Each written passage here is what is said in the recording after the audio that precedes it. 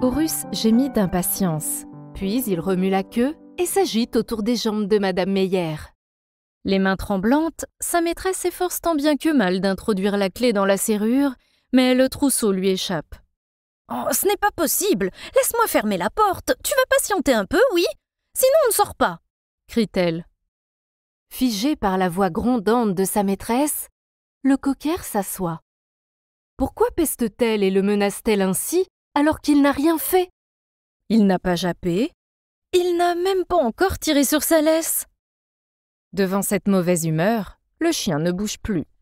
La vieille dame range les clés dans son sac porté en bandoulière. Pour se protéger de la fraîcheur et de l'humidité, elle réajuste son bonnet avant de prendre le chemin de la forêt.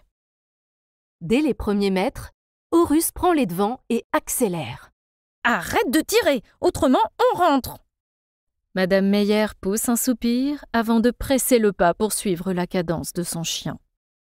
Une musique douce en fond sonore, Clara termine son petit déjeuner dans son appartement.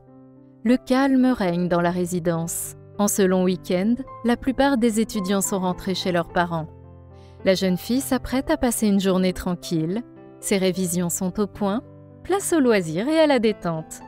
Elle pose sa tasse de café dans l'évier, enfile un bas de survêtement, un sweat et part pour une fraîche balade automnale. Le petit sentier en bordure de son immeuble la conduit directement dans la forêt. Cette routine initiée depuis plusieurs mois la met d'excellente humeur. Une marche active dans les bois lui permet de vider son esprit du stress des examens. Ce bol d'air frais laisse la part libre à son imagination. Clara ambitionne de devenir une pianiste renommée et de voyager à travers le monde. Le cerveau accaparé par ses rêveries, elle n'a pas remarqué la présence de l'homme étrange au blouson bleu pétrole et à la casquette verte, qui la suit et l'observe depuis déjà plusieurs semaines.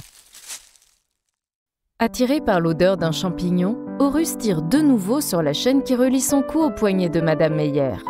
Sa maîtresse le réprimande, puis le force à s'arrêter. « Ah si !» Cette fois, il n'a pas le choix. Il doit arborer le regard de chien battu dont seule sa race a le secret. « Tu vas obéir, oui?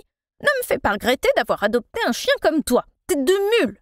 Le regard de Madame Meyer le fusille. Elle pointe le doigt vers lui. Les yeux sombres d'Horus l'observent avec intensité. Surtout ne pas être privé de promenade. Il envisageait déjà de se donner à cœur joie parmi les feuilles mortes.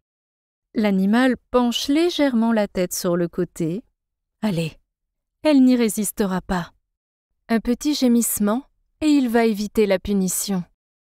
La main de la vieille dame caresse le dessus de la tête du cocker. Ouf! La balade peut reprendre.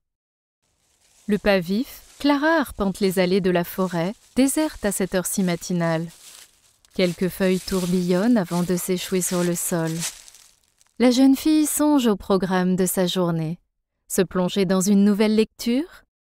Elle se souvient d'un roman repéré lors de sa dernière visite à la bibliothèque. Hamnet, un récit sur la courte vie du fils de Shakespeare. Des picotements d'excitation l'envahissent à cette perspective. Elle ira le chercher en fin de matinée, ou bien en début d'après-midi, puis s'installera sur le canapé, un plaid sur les genoux, pour savourer son livre avec un thé au citron. Son pied écrase quelque chose, un marron dans sa bogue, ou bien une châtaigne? Clara n'a jamais fait la différence. Elle pense que seules les châtaignes se mangent, mais comme à Noël on sert de la dinde au marron, elle ne sait plus. Les craquements des feuilles et brindilles mortes sous ses pas couvrent les bruits légers émis par le traqueur dans son sillage. Le prédateur se rapproche en prenant garde d'avancer à pas feutrés vers sa proie. À l'entrée du bois, Horus lève la patte contre un tronc d'arbre. « Bon, allez, il te reste à faire ta petite crotte et après, on ne s'attarde pas trop aujourd'hui. J'ai froid. » Madame Meyer ajuste une nouvelle fois son bonnet. La désagréable humidité du sous-bois ravive ses rhumatismes. Un vent glacé se lève. Il traverse les branches pour s'engouffrer dans les sentiers de promenade. Cependant, comme la grosse commission d'Horus tarde à venir, Madame Meyer s'enfonce dans les profondeurs de la forêt. Quand un frisson lui parcourt le corps, l'image de son feu de cheminée apparaît. Elle hésite à rebrousser chemin, mais comme le cocker frétille de joie, elle souhaite le laisser gambader encore un peu. Même si parfois elle lui dit regretter d'avoir un chien si têtu, elle n'en pense pas un mot. Profites-en encore 5 minutes, mon Horus. Mais si ta crotte ne vient pas, tant pis, on va se mettre au chaud. Plus qu'une intersection et elle fera demi-tour. Ses doigts gelés se crispent sur la laisse. Il ne manquerait plus qu'elle lâche ce fichu chien. Il serait capable de lui faire la mauvaise blague de s'enfuir. 2 cris de corbeau, suivis de bruissements d'ailes, font lever la tête de Clara. Elle cherche les oiseaux des yeux et ralentit son allure.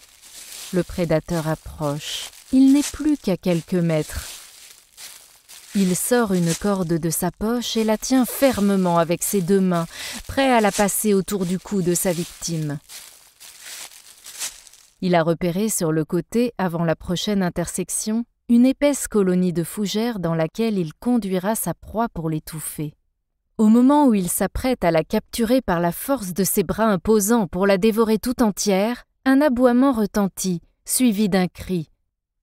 Des bruits de pas, un animal qui gronde, un témoin oculaire. Impossible de passer à l'acte. La femme et son chien passent leur chemin, mais trop tard. La jeune fille a désormais trop d'avance. Il a manqué l'occasion. Grâce au hasard mettant Horus et Madame Meyer sur sa route, Clara échappera aux mains de son prédateur. L'après-midi, elle empruntera Hamnet et se cassera la jambe en descendant les marches de la bibliothèque, ce qui la privera de promenade pendant de longs mois.